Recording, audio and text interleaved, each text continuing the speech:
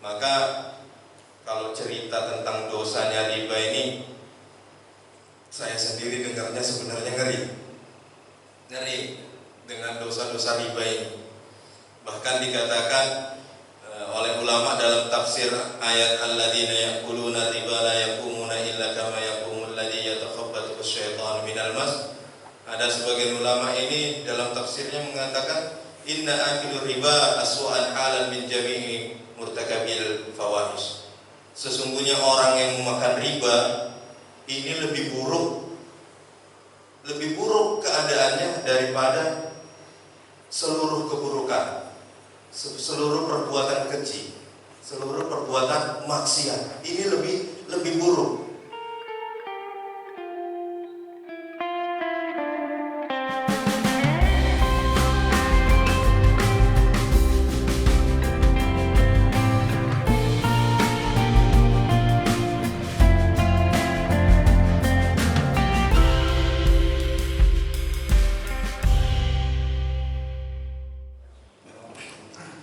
Maka tema kita pada malam hari ini adalah tentang hutang dan riba.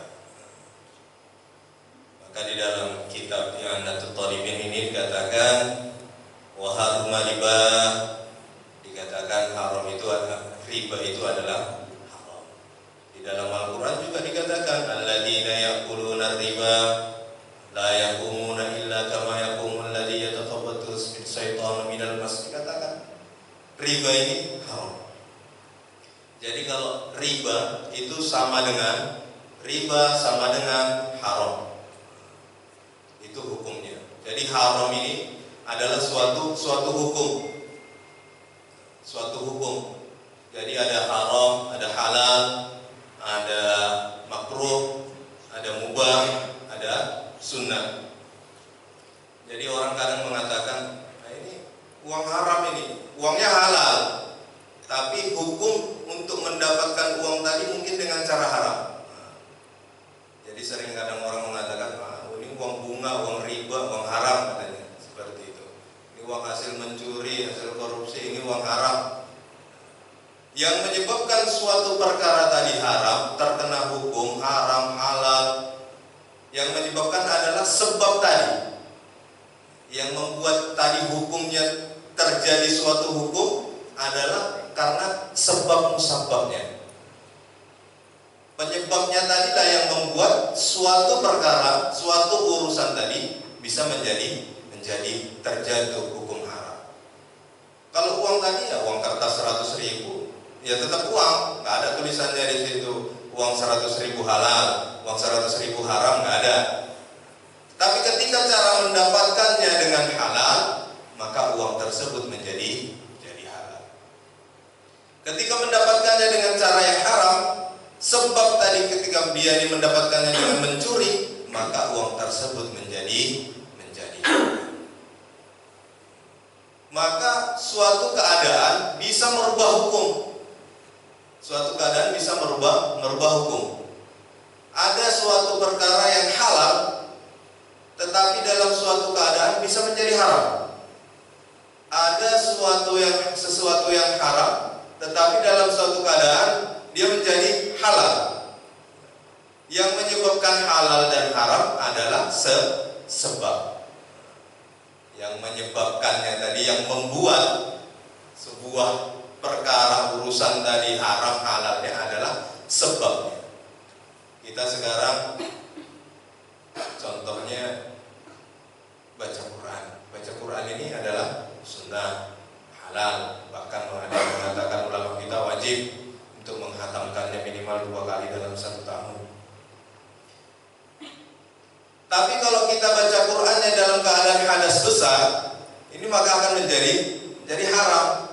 Sesuatu yang halal, tetapi disebabkan orang membacanya tadi dalam keadaan hadas besar, maka dia menjadikan haram. Seperti banyak halnya lagi, seperti kita sholat, tapi sholat kita dalam keadaan bukan karena Allah, bukan karena lillahi ta'ala, tapi sholat kita karena riya. Biar sholat ini kita dilihat orang.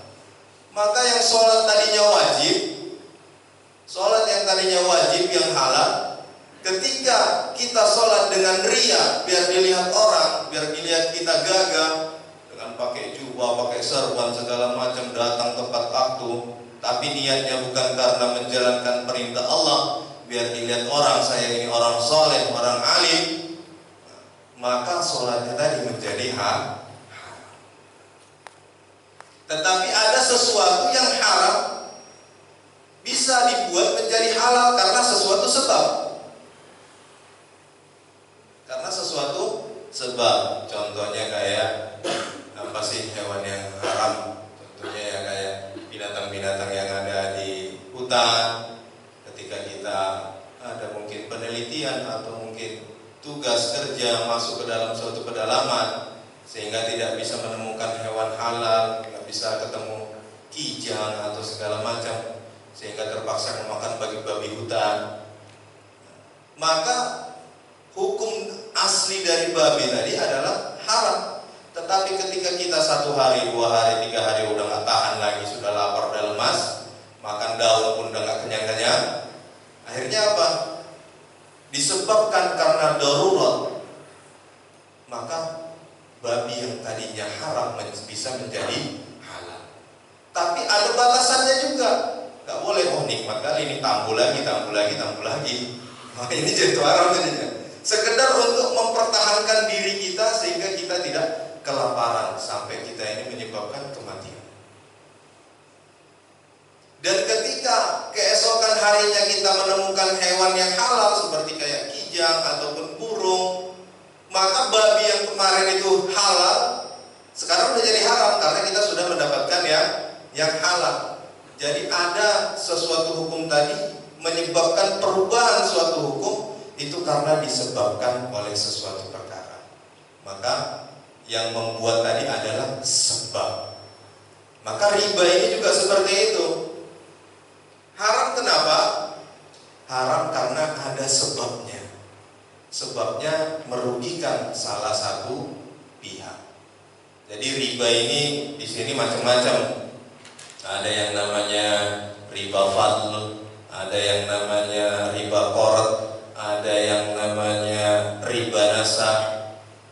Banyak macam-macamnya. Ini hanya jenis-jenisnya.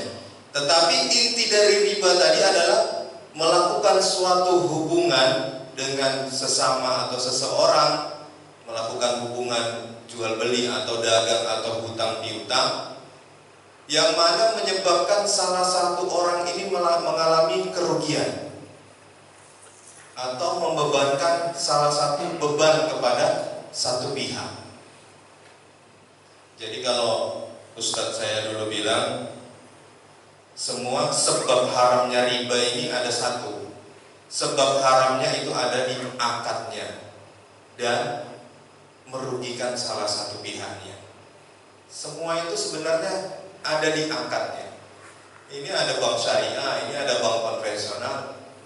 Sama-sama modelnya pun nggak beda jauh. Yang di sini namanya bunga, yang di sini namanya bagi hasil. Apa bedanya? Beda di akadnya. Beda di perjanjian pinjam meminjam, perjanjian jual beli, bedanya di situ. Sama seperti kayak orang menikah. Mohon maaf, orang menikah dengan orang berzina ini beda-beda tipis. Hanya beda di akad. Ketika kita menikah, syaratnya adalah ada calon mempelainya. Gak mungkin kita nikah gak ada calon mempelainya. Yang mau nikah Pak KUA, siapa calonnya? Belum ada, carikan dulu. Wah, kalau masalah carikan, cari sendiri. Maka orang menikah itu harus ada calon mempelainya. Yang kedua ada walinya. Yang ketiga ada saksinya, ada maharnya. Ini aja sudah cukup untuk menikah. Kalau orang berzina, mohon maaf ini, ada nanti calon mempelainya. Kemudian ada walinya. Walinya itu kayak mucikarinya atau germonya atau segala macam itu. Kemudian ada saksinya. Ya, saksinya nanti biasanya bodyguard-bodyguardnya. Ada maharnya, berapa uangnya. Beda akadnya saja. Yang satu akadnya menikah untuk mendampingi dia seumur hidupnya, yang satu hanya dipakai sekejap saja. Beda di akad. Itu yang menyebabkan dia menjadi haram. Maka riba ini ya beda di akad saja. Yang satu akadnya ada dendanya, ada bunganya, yang satu akadnya berbagi hasilnya. Maka kalau cerita tentang dosanya riba ini, saya sendiri dengarnya sebenarnya ngeri dengan dosa-dosa riba ini. Bahkan dikatakan oleh ulama dalam tafsir ayat alladzina yaquluna riba la yaqumuna illa kama yaqumul ladzi yatakhabbathu asyaitanu minal mas. Ada sebagian ulama ini dalam tafsirnya mengatakan inna akilu riba aswa'an halan min jami'i murtakabil fawahish. Sesungguhnya orang yang memakan riba ini lebih buruk keadaannya daripada seluruh keburukan, seluruh perbuatan keji, seluruh perbuatan maksiat. Ini lebih buruk. Jadi yang dinamakan pelaku riba itu siapa? Dua orang yang saling membuat janji tadi. Penulisnya, pencatatnya, administrasinya, yang jaga kantornya. Maka semua ini terlibat. Maka semua terlibat dalam hukum riba tadi. Maka kita sekarang harus pintar-pintar memilih. Ada juga itu yang namanya syariah, dia hanya berkedok nama syariah, tetapi secara perjanjian akad di dalam minjam meminjam tadi, mereka ini masih membebankan kepada nasabahnya. Ini banyak. Maka tadi itu macam-macamnya riba itu, pertama ada riba yang dia di dalam perdagangan. Contoh, saya ini ada emas 1 gram. Emas 1 gram, bentuknya cincin. Kemudian ada satu orang, Wahudin, dia punya emas juga 1 gram, tapi kalung, sama-sama 1 gram, bentuknya yang berbeda. Maka kita melakukan transaksi karena sama nilainya, bentuknya, jenisnya sama, yaitu sama-sama emas, maka ini boleh. Yang tidak boleh, maka dia bilang, ini kan punya Ustadz cincinnya udah kabur ini warnanya. Ya saya ini kalungnya masih baru, harus nambah lah 1,5 gram jadinya. Ini yang dinamakan dengan riba. Kalau kita sekarang kan nggak beli emas pakai uang, bukan beli emas pakai emas. Jadi semua seperti itu. Saya punya 1 kilogram beras. Ini berasnya beras yang paling bagus. Kemudian ada Wawa yang satu ini, bapak yang satu ini punya beras yang jelek. Sama-sama 1 kilonya. Melakukan kita transaksi pertukaran. Wah, karena saya punya saya bagus, maka Wawa harus nambah. Ini nggak bisa dalam sejenisnya. Dalam sejenisnya nggak bisa. Tetapi kita kan sekarang ini pakai uang. Kalau pakai uang nggak ada masalah. Kita belinya pakai uang, dihargai berapa. Ketika dia melakukan pertukaran perdagangan sesama jenis barang dagangan tadi, ketika ada yang menambah atau tambah biayanya dari situ, maka itu yang dikatakan dengan riba. Kemudian ada yang namanya riba itu dengan cara hutang piutang. Saya hutangi kamu, ya. Jadi kalau zaman dulu, zaman jahiliyah dulu, saya hutangi kamu, ya. Saya perlu uang ini, saya mau hutang, oke. Saya hutangi kamu 1 juta. Kapan kamu mau bayar? Minggu depan. 7 hari kemudian saya akan bayar. Maka ketika jatuh temponya dia harus bayar. Kamu bayar hari ini 1 juta mana? Ini zaman dahulu ya, zaman jahiliyah dulu. Maka dia bilang, wah saya belum ada. Ini lagi susah. Yang 1 juta kemarin saya buat untuk pertanian, tapi belum panen. Perkiraannya 7 hari panen, ternyata belum, mundur. Mungkin ini 10 hari. Oh kalau gitu nambah, kena denda. Nah, harus kamu pulangkan 1 juta pokoknya dengan dendanya, yaitu 100.000 contohnya kita buat. Maka yang 100.000 itulah yang dinamakan dengan dengan uang riba. Orang sekarang beda, minjam uang di bank, udah dibilang 1 bulannya bunganya 3%. Maka dikatakan ulama kita, orang sekarang lebih jahiliyah daripada orang dulu. Kalau orang dulu dendanya ketika dia tidak bisa ditempatkan waktunya. Kalau sekarang enggak, sekarang udah ditentukan. Kau pinjam 1 juta, ya bayarnya besok 1.100.000. Ketika enggak tepat waktu, nambah lagi jadi 1.200.000. Maka dikatakan oleh ulama kita ini di sini zaman sekarang lebih jahiliyah dari orang. Maka di dalam hadisnya Rasulullah dikatakan, kurang lebih artinya, daging atau darah yang mengalir atau daging yang tumbuh karena sebab perkara haram, maka tidak ada tempat yang layak kecuali dia harus masuk di dalam neraka. Maka kita harus berhati-hati. Ustaz, saya ini udah terlanjur dulu, bagaimana? Ya sekarang ditobati. Insyaallah taubat. Kalau kita dulu mungkin belum tahu, maka kembali ke dalam usul fikih. Kalau orang yang nggak tahu, dia nggak kena hukum. Tidak ada hukum padanya orang yang tidak tahu. Tetapi setelah kita tahu, maka kita harus taubati. Tapi ketika sekarang, Pak Ustadz, ini saya lagi menjalaninya, ini bagaimana?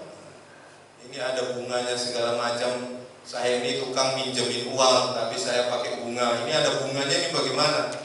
Saya mau bertobat, udah dengar ngajinya. Ini bunga yang saya terima dari ini bagaimana? Ya dikembalikan. Wah, mau dikembalikan gimana? Ini udah lama ini kejadiannya. Saya selalu asingkan. Ini uang pokok yang dikembalikan oleh orang yang meminjam. Ini bunganya saya asingkan. Orangnya udah nggak tahu kemana, udah mati atau segala macam. Ini bagaimana? Maka kita kembalikan kepada masyarakat.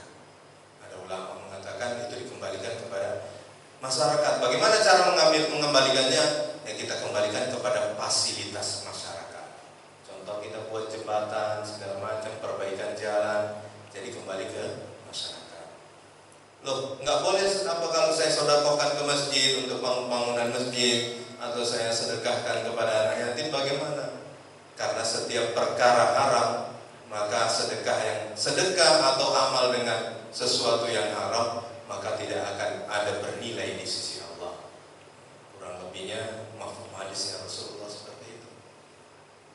Maka hadirin yang dimuliakan Allah Subhanahu wa taala, ini perkara riba ini memang luar biasa. Ini kalau kita baca semua bagaimana siksa-siksa orang yang masuk dalam kategori mengikut transaksi riba tadi, ini Masya Allah, dikatakan mereka nanti seperti orang yang kebingungan. Maka orang-orang ahli riba, ahli orang yang selalu makan dengan uang haram, maka mereka ini diibaratkan seperti orang kesurupan. Orang kesurupan itu kayak orang bingung, linglung. Sehingga apa? Tubuh dia, dagingnya tumbuh dari uang atau hasil yang haram. Darah dia, telinga dia berkembang, badan tubuh dia itu tumbuh besar dari perkara yang haram. Sehingga ketika dia besar seperti orang kesurupan. Dengar aja, rumahnya di samping masjid, tapi nggak ada bergugah hatinya untuk datang ke masjid. Dengar ngaji-ngaji, dengar pengajian, telinga ini seperti tertutup. Datang orang menyampaikan kebaikan, seperti hatinya ini tidak lagi ada terbuka untuk kebaikan. Melihat perkara kebaikan, matanya ini tertutup. Nampaknya orang semua jelek semua. Ditengok Pak Ade ini sholat, Pak Ade itu sholat itu untuk ria aja itu, katanya gitu. Karena apa? Matanya ini berkembang tumbuh dari perkara haram. Melihat orang buat kebaikan, melihatnya jadi jelek terus. Hatinya berkembang tumbuh dari perkara yang haram.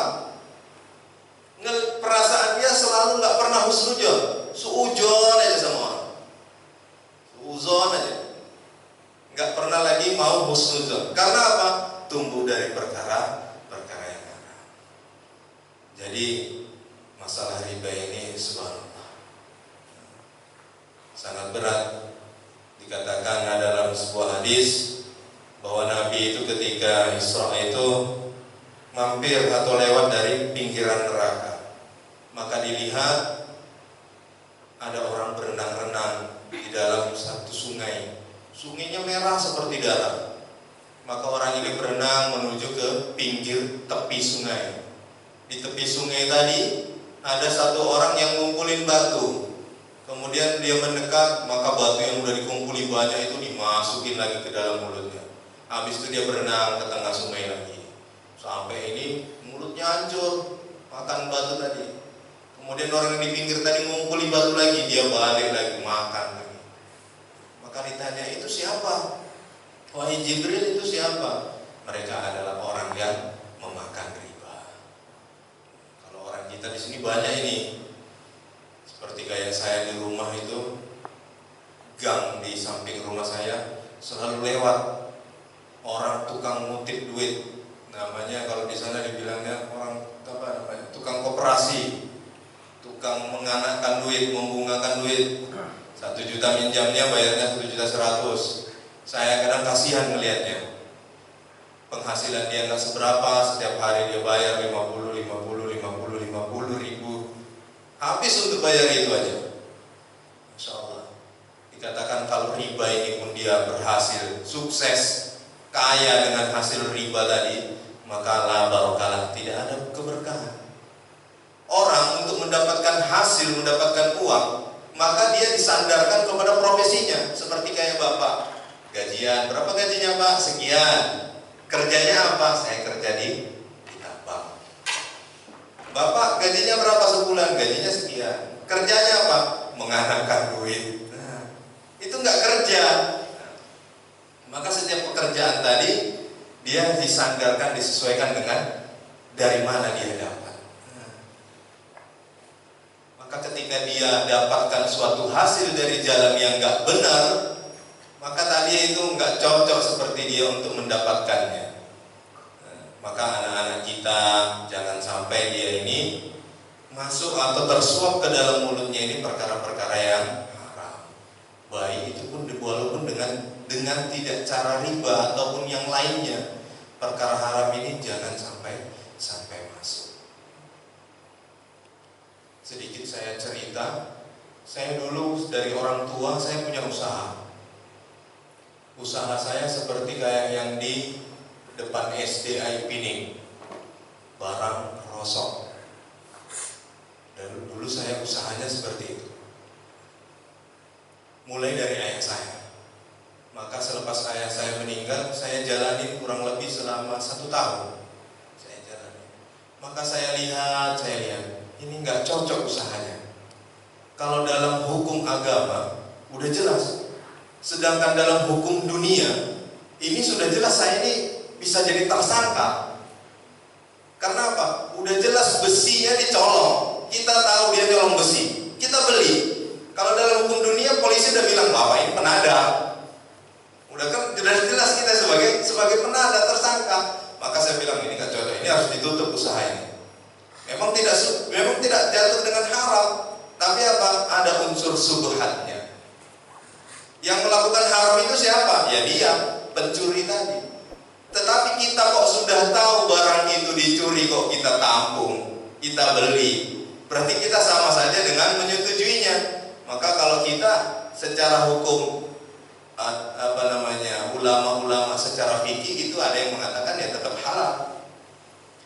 Tetapi kalau dia ulama-ulama yang takwa, maka yang halal ya halal, yang haram ya haram.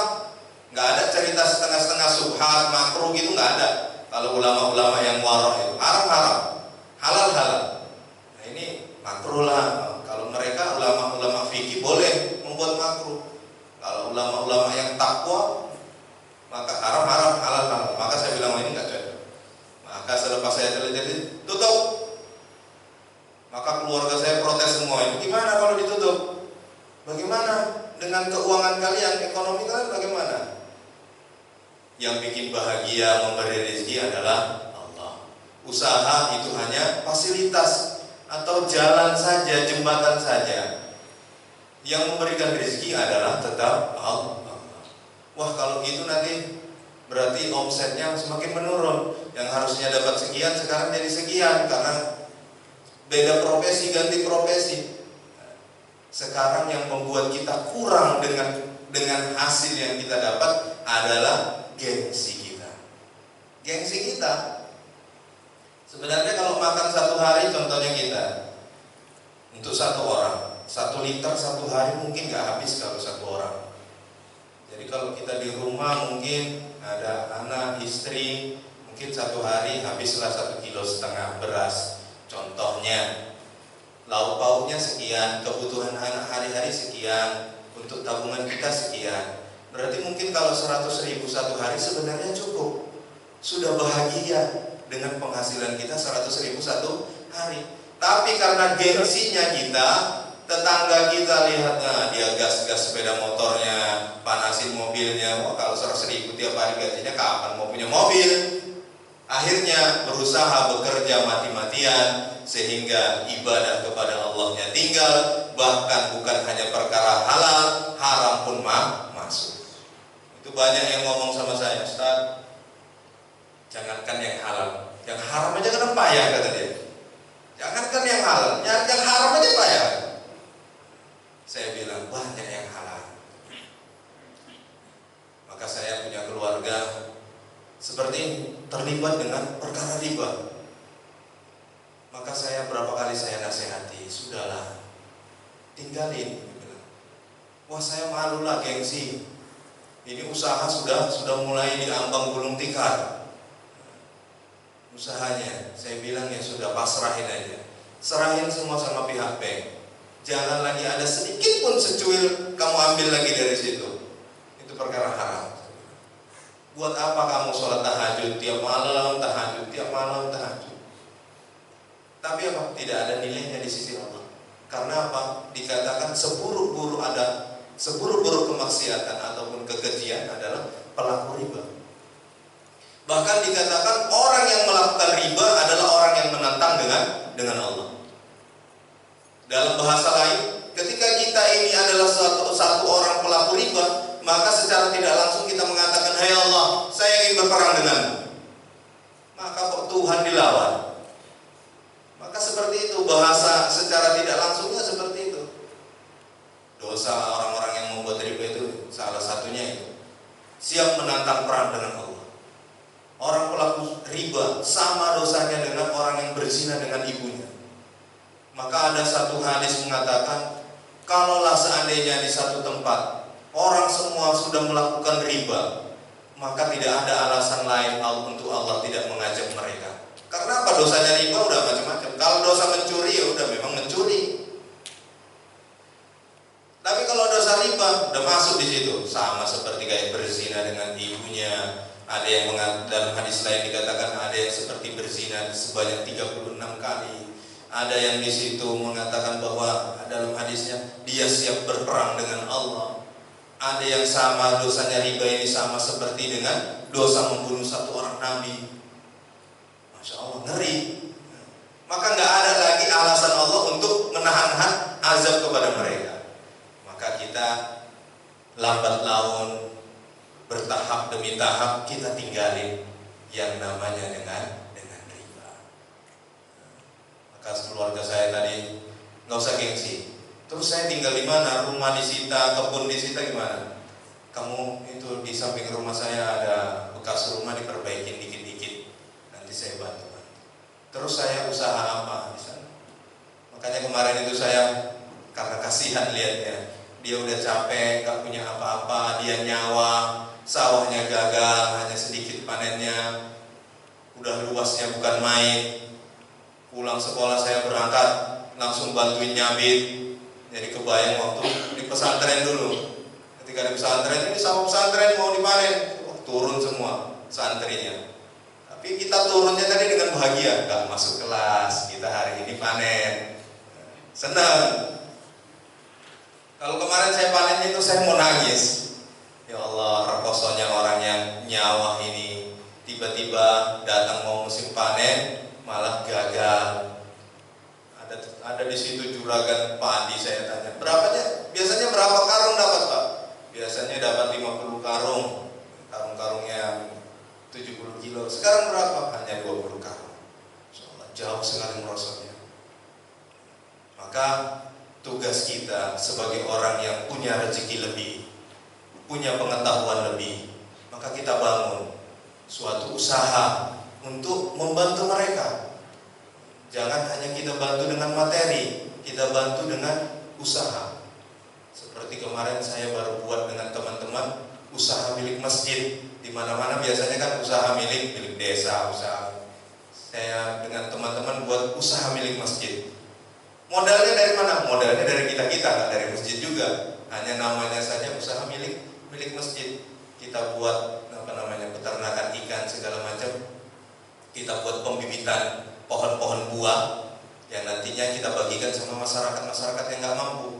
Sehingga nanti setiap panen dari buahnya ya nggak buah jambu juga, yang agak-agak mahal lah sedikit ketika hasil panen bisa ada nilai ekonomisnya. Maka kita usaha seperti itu. Kita mulai pembibitan segala macam, coba-coba ini masalahnya di mana.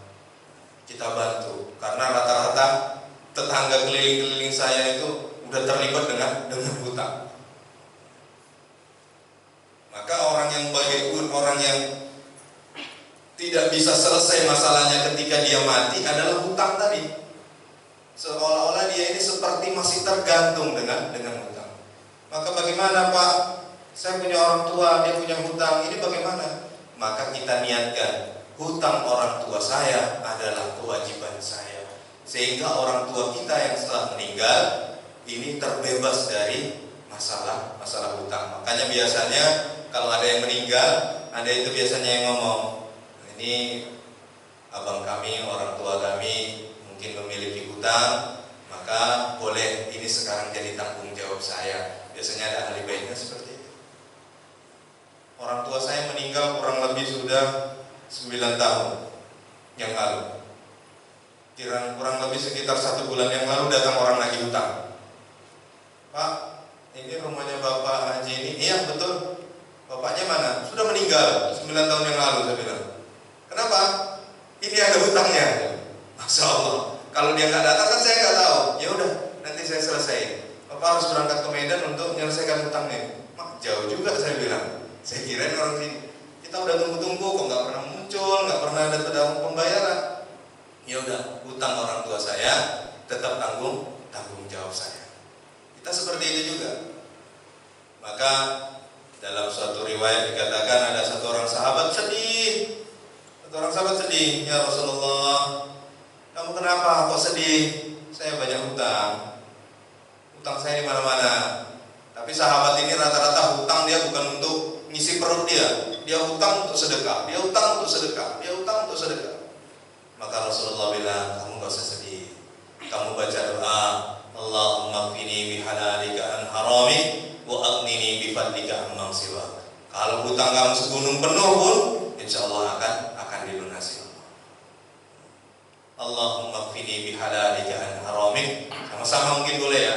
Allahumma qini bihalalika an harami wa aghnini bifadlika amman siwa. Ya Allah, cukupilah aku dari perkara yang halal, jangan dari perkara yang haram. Ya Allah, berikanlah aku, kayakanlah aku, cukupkanlah aku dari anugerahmu, jangan dari selain anugerahmu. Kalau kita dibenci sama karyawan, mungkin bos kita di tambang sini, kita pindah tugas ke tambang lain, pindah kerja, selesai. Benci dengan teman satu kerjaan, pindah kerja, selesai urusannya. Lah kalau kita ini sekarang dibenci sama Allah, kita mau lari kemana? Nah, dunia ini toh milik Allah. Orang riba ini kan tentang perkara sama Allah. Maka hadirin yang dimuliakan Allah Subhanahu wa taala, di dalam surat Al-Baqarah mengenai hutang itu ayatnya paling panjang.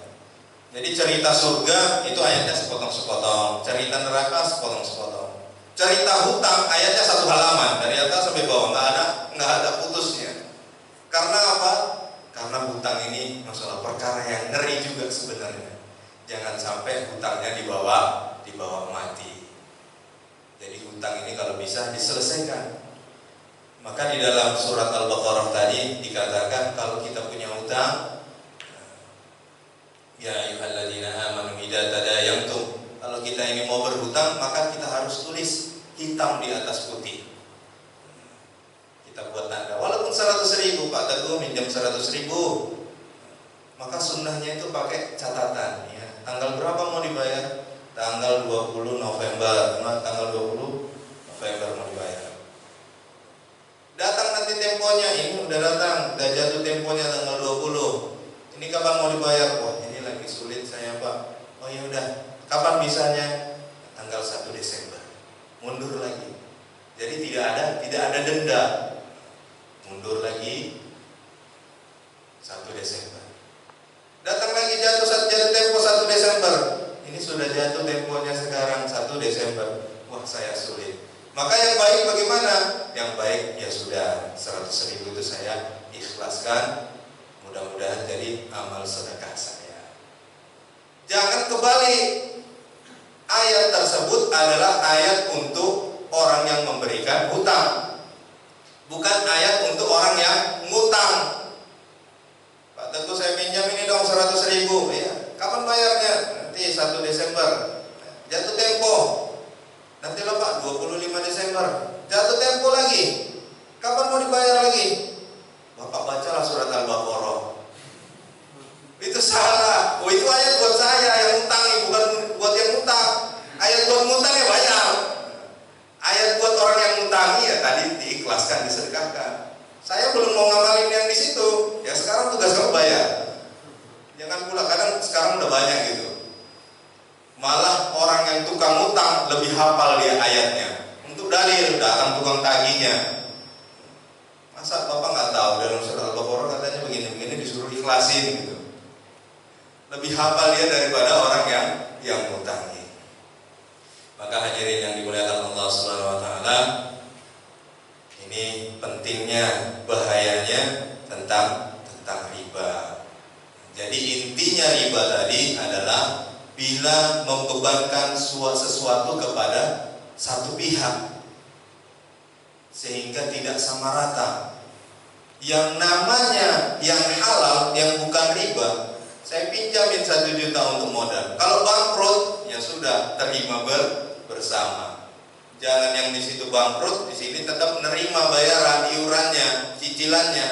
Nah, ini yang dinamakan dengan riba. Maka kata Rasulullah, kata para sahabat, orang-orang soleh, guru saya mengatakan, maka jauhilah riba. Masih banyak perkara yang halal. Jangan dekati, sekali-sekali dekati perkara riba. Yang namanya riba ini selalu berhubungan dengan hutang piutang. Seperti saya katakan tadi, para sahabat itu ngutangnya itu biar dia ini bisa sedekah. Saya mau sedekah tapi nggak punya apa-apa. Kadang dia minjem. Sahabat yang lain pinjam uangnya, kemudian uang pinjamnya tadi disedekahin. Kapan mau dibayar? Besok mau dibayar.